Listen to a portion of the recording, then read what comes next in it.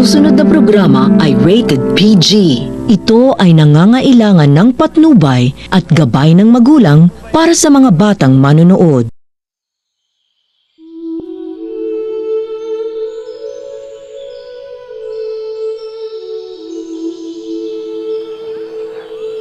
Mga kapatid,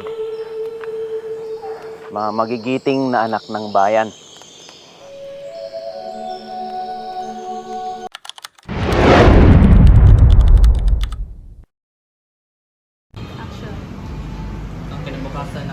Ang kinabukasan ng mga susunod na henerasyon ay bahagi ng ating responsibilidad.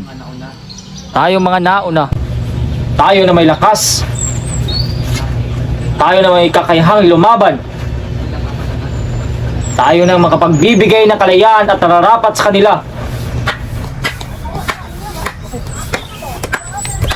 Malaki ang tiwala ko sa iyo, Andres, bilang ama ng ating katipunan. Pauubaya ko sa iyo ang desisyon na gawin mo kung ano sa tingin mo ang nararapat. Napakarami na ang naging biktima ng mga Espanyol at mas marami pa ang mamamatay pag hindi natin mapigilan ang kanilang pang-aapi. Sa labanang ito, isusuong natin ang ating mga buhay sa panganib. Ilang araw mula ngayon, sa gabi ng 29, sisimulan na natin ang revolusyon!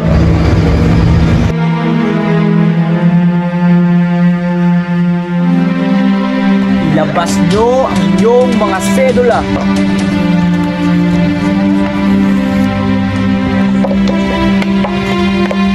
Pagmasdan nyo ang puting papel na umalipin sa ating lahat. Katipunan, kailangan na nating wakasan ang ilang daang taong pananakop ng Espanya. Kulang man tayo sa sandata. Mas malakas man ang baril at kanyon ng mga Kastila. Lalaban tayo hanggang sa huling hininga. Tayo ang magtatagumpay. Dahil tayo ang mga anak ng bayan. Punitin niyo ang inyong mga selula! Mabuhay ang katipunan! Mabuhay!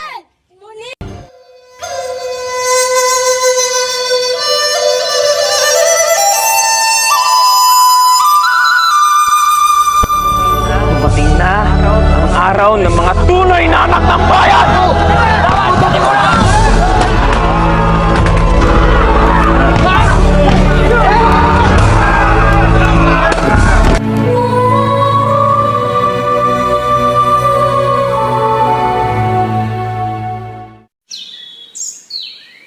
Namulat ako sa katotohanan na ang ating inang bayan ay inaalipin na ng husto ng mga Espanyol. Kaya nagdesisyon ako na gumawa ng himagsikan laban sa mga Espanyol. Wala na akong magagawa. Takpin na ang Supremo. Masusunod, Senyor Presidente.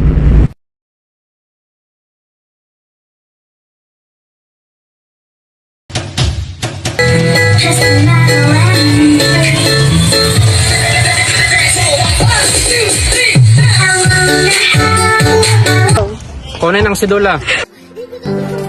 Oh my god! Even though from oh my god!